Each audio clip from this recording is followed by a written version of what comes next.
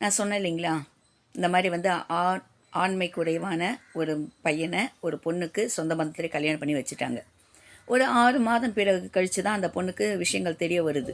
தெரியும் இல்லைங்க, எல்லா பெண்ணுக்கும் கண்டுபிடிச்சிடுவாங்க இல்லைங்களா. இது வந்து பெற்றவங்க கிட்ட சொல்லவும் முடியாது, ஏன்னா பெற்றவங்களால ஒன்றுமே பண்ண முடியாது. சொன்னாலும் வருத்தப்படுவாங்க.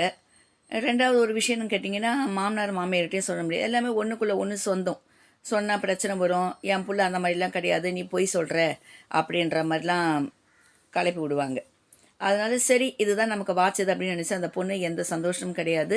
அந்த பையன் வேலைக்கும் போகிறது கிடையாது. சரி, குடும்பத்தை ரன் பண்ணி ஆகணுமே, பசிக்கும் இல்லைங்களா, ரன் பண்ணி ஆகணும், வாடகை கொடுக்கணும், நிறைய குழந்தைகள் இல்லைன்னா கூட 2 பேருக்கான செலவுகளை பார்த்துக்கணும். அதுக்காவது ஒரு ஆண் வேலைக்கு போனோம் இல்லையா, போகலன்னா என்ன பண்ணுறது. சரி, இந்த பொண்ணு ஏதோ ஒரு கம்பெனிக்கு வேலைக்கு போகுது, படிப்பறிவு இல்லை, ஏதோ கொஞ்சம் படிச்சிருக்கு, ஒரு வேலைக்கு போகுது செய்யுது அப்படின்னா, அப்போ வேலைக்கு போகும்போது 4 பேர் மதிக்கிற மாதிரி தான் நம்ம வேலைக்கு போகணும் இல்லைங்களா. ஒரு நல்ல சாரி கட்டிக்கிட்டு டீசெண்டாக வேலைக்கு போனால் தான் வேலையும் கொடுப்பாங்க, 4 பேர் அங்கே நம்மளை மதிப்பாங்க. நம்ம வீட்டுக்குள்ளே 1000 பிரச்சனைகள் இருக்கும், ஆனால் வெளியே வந்து அதுக்கு காட்டிக்கக்கூடாது.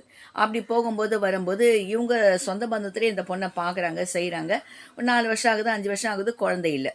குழந்தை இல்லைன்னு மலடி பட்டை மரம் இவள் குழந்தை இல்லை அப்படின்னு சொல்லிட்டு அவன் மேலே தான் தப்பு சொல்கிறாங்களே தவிர, இந்த பையன்கிட்ட இருக்கிற குறைகளை யாருமே சொல்ல மாட்டேன்றாங்க. இது இவளுக்கு மட்டும் தெரியும், பெற்றவங்களுக்கு தெரியும். இதை மறைச்சி தான் கல்யாணம் பண்ணிட்டாங்க.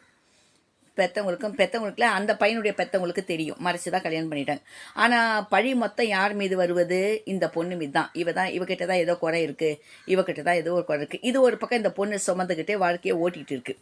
சொல்லவும் முடியாமல், மெல்லவும் முடியாமல், என்ன பண்ணுறது, விட்டுட்டு போகவும் முடியாமல். விட்டுட்டு போனால் எங்கே போகும்? இந்த சமுதாயம் 1000 கேவலமாக பேசும்.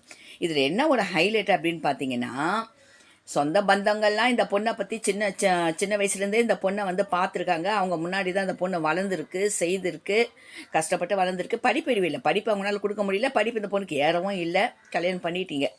பட் அந்த பொண்ணை வந்து தவறான நோக்கத்தோடு பார்க்கின்ற அளவுக்கு அவங்க குடும்பம், அவங்க சொந்த பந்தம் வந்துட்டாங்க. என்னன்னு கேட்டிங்கன்னா, இந்த பொண்ணு போகிறது வர்றது, குழந்தை இல்லை. அப்போ இந்த பொண்ணுக்கு வந்து வேறு ஏதோ இல்லீகல் காண்டாக்ட் இருக்குது, அதனால தான் இந்த மாதிரி ட்ரெஸ் பண்ணிட்டு போகுது, இந்த மாதிரி இருக்குது, குழந்தை பெற்றுக்கல, கணவனை மதிக்கிறது கிடையாது அப்படின்ட்டு. இவன் வேலைக்கு போகும்போது வீட்டில் இருக்கான், ஒருத்தனை போய் கேட்கறது கிடையாது, ஏன் தம்பி வேலைக்கு போகிறதில்ல அப்படின்னு கேட்கறது கிடையாது.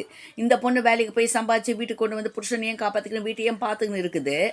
அதை பற்றிலாம் பேசாமல் நல்லா ட்ரெஸ் பண்ணின்னு போகிறா, ஒரு குழந்தைய பெற்றுக்கல, அப்போ இவ யார் கூட தொடர்பு இருக்கா அப்படின்னு அவங்க சொந்த பந்தமே அந்த பொண்ணு மீது ஒரு தவறான பழியை வந்து போடுறாங்கன்னா, அப்போ சொந்த பந்தம் எப்படி இருக்குது பார்த்தீங்களா.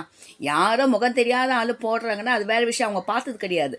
ஆனால் சின்ன வயசுலேருந்து அந்த குழந்தைய பார்த்து வளர்ந்த பொண்ணு அவங்க எதிர்க்க எப்படிங்க பழி போட மனசு வருது?